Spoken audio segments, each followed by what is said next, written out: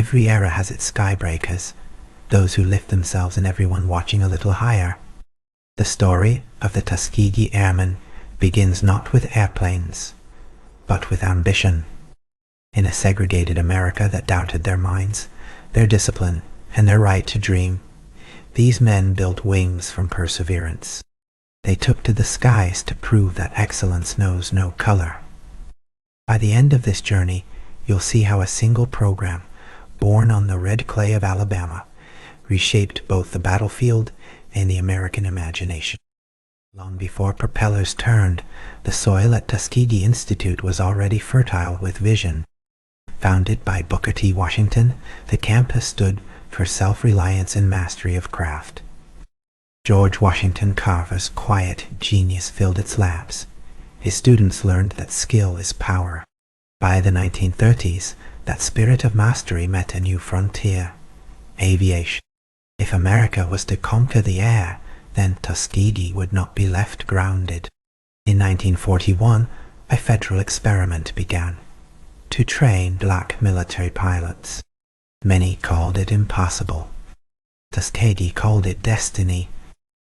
At Moton Field, the air hummed with engines and discipline. Young men from across the country arrived, mechanics, scholars, dreamers, all facing the same proving ground. Their flight instructors demanded precision. Their commanders demanded perfection. And the world watching skeptically demanded miracles. They studied aerodynamics by day, navigation by night, learning to read the sky as fluently as any textbook. Each takeoff was more than practice, it was protest through performance. Every smooth landing whispered a truth. Given opportunity, excellence speaks for itself. The first squadron to emerge, the 99th Pursuit Squadron, carried both pride and pressure. Under the command of Captain Benjamin O. Davis, Jr., their every maneuver was a test of credibility. When they took off for North Africa in 1943, the stakes were monumental: prove skill under fire or risk confirming prejudice. But their courage needed no validation. Against odds and whispers, they flew mission after mission with flawless coordination. Davis told his men, "Stay professional. Let excellence be your argument." The sky became their courtroom. Europe soon met the red tails. The distinctive crimson-painted tails of their P-51 Mustangs became symbols of reliability for bomber crews above the clouds. Their mission: escort American bombers deep into enemy territory and bring them back alive. Others doubted they could handle the strain. Instead, they flew 200 missions without losing a single bomber to enemy fighters. To the crews who looked out their windows mid-flight, seeing those red tails meant hope. In a sky of chaos, discipline became art, and art became trust. Flying high over Italy and Germany, the Tuskegee Airmen wrote new laws of professionalism. Their precision escort formations frustrated the Luftwaffe's attacks. Their fuel management extended missions once thought impossible, and their unity kept bombers steady through flak-filled skies. Reports circulated back to Washington. These pilots were outperforming expectations, not despite who they were, but because of the focus forged by adversity. Their excellence forced a nation to update its definitions. Patriotism could wear any shade of skin. Behind those missions stood the mechanics, weather officers, nurses, and instructors who formed the Tuskegee ecosystem.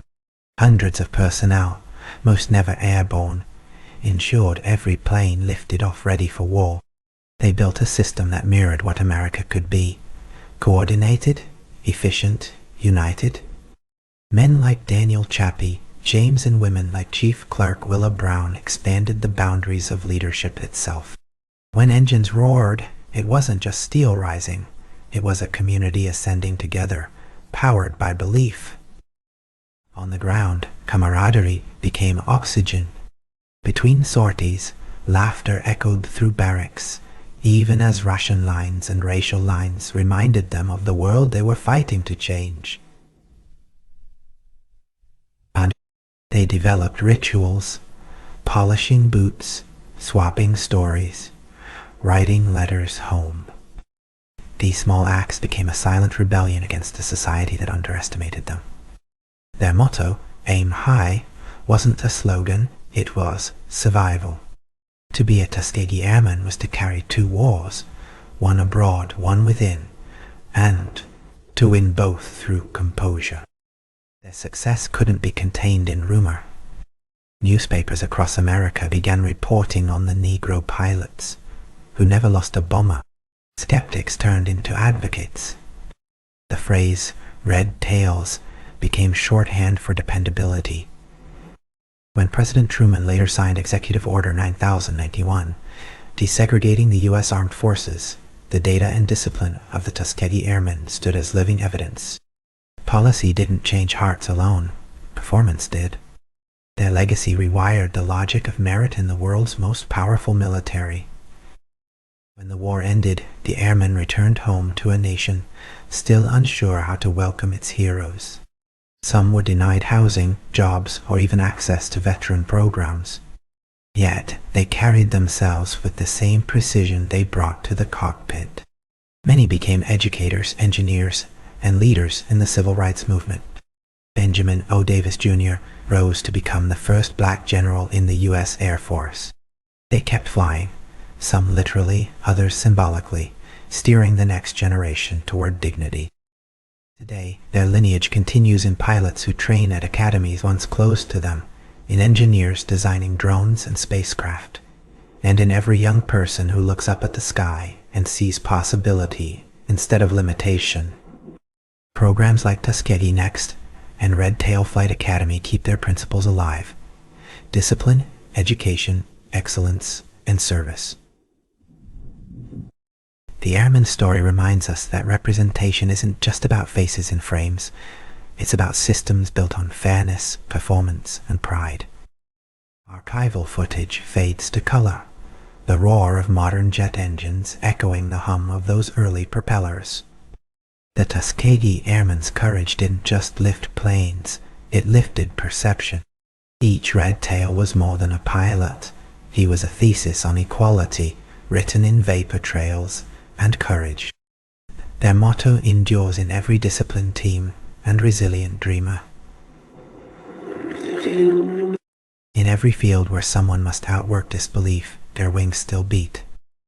The Tuskegee story is more than military history. It's a flight plan for human potential.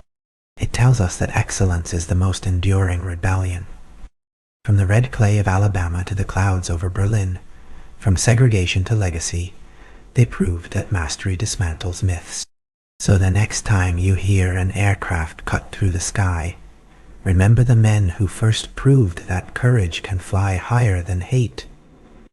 This has been Roots Renaissance. See you in the next chapter.